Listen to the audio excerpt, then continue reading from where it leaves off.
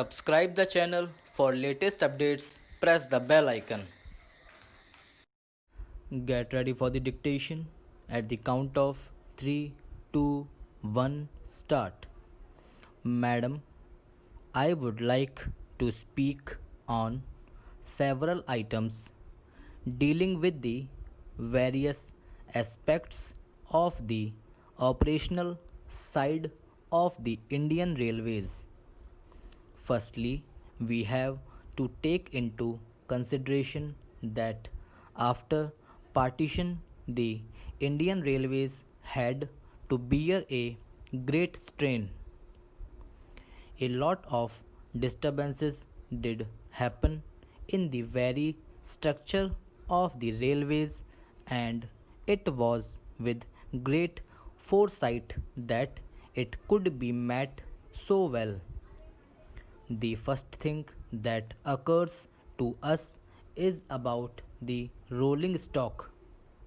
The rolling stock is very important because India used to import a large number of engines and so many other things which are associated with the operational side.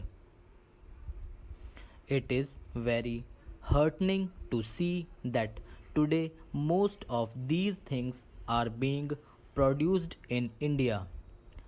Recently, I had the privilege of visiting some of these factories, especially the Chittaranjan factory, and I saw that the recent manufacture of an electric engine was something indicative of the wonderful achievement. Steam engines and diesel engines are manufactured, the latter ones, Varanasi.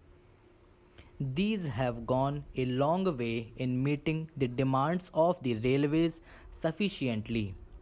As far as many other things connected with the electric equipment are concerned, I find that they are also produced in a large number at Bhopal, at the heavy electricals factory which I had the privilege of visiting only the other day, and they have given a very good account of themselves. These things should augur well for future activities as far as the railways are concerned. Madam, about the amenities and so many other things concerning the second class passengers, the railways have done very well. A democratic government as it is has to look to the needs of the second class passengers who subscribe to the tune of 80% of the railway's revenue. Installation of fans in coaches, construction of passenger halls, and above all, the abolition of the invidious distinction about exit and entry of the passengers do speak very well of the administrative side. And apart from the amenities, the exciting thing that we see is that those people who have been working, I mean the railway staff, have also been accorded a number of facilities. At some places, it was a heartening scene to see students taking wholesome meals which were subsidized by the railway administration. These are some of the points to which I have to draw your attention.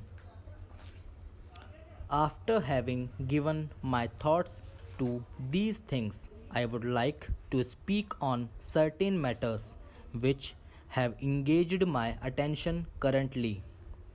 Madam, I feel that at this hour we have to devote our attention to saving every rupee that we can. In that context, I say that as far as construction of buildings is concerned, it should be done in the same perspective. I mean, there are stations which have been demolished, stations which could have been quite serviceable for years to come. There were some very good stations, they were quite strong ones. Some were given a new look. At this hour of emergency, when we need every rupee to be saved, this has to be given serious consideration to.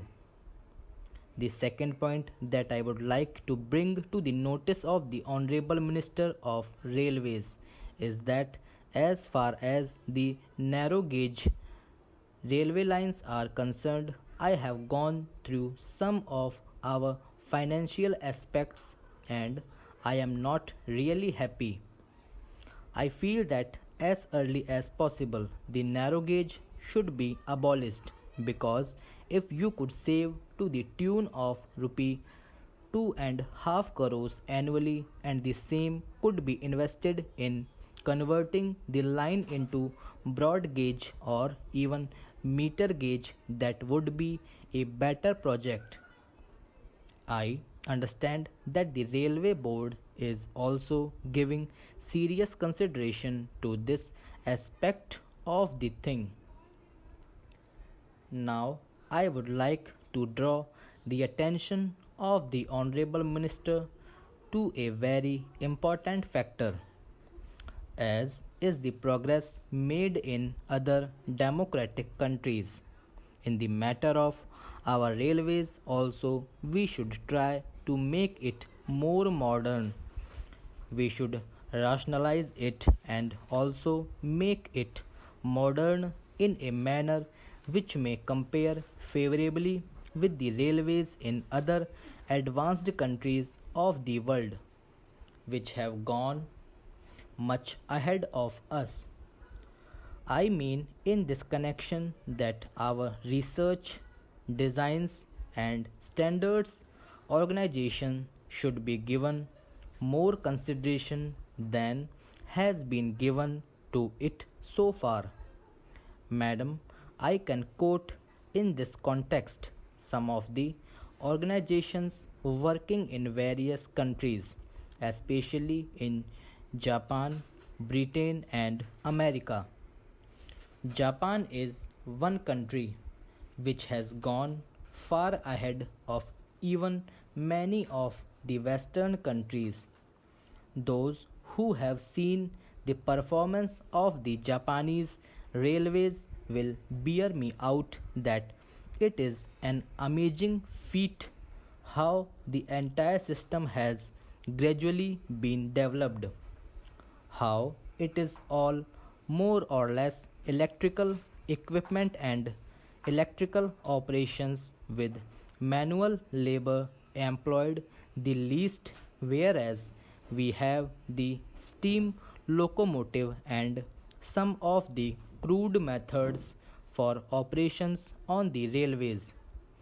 Japan has gone far ahead of us.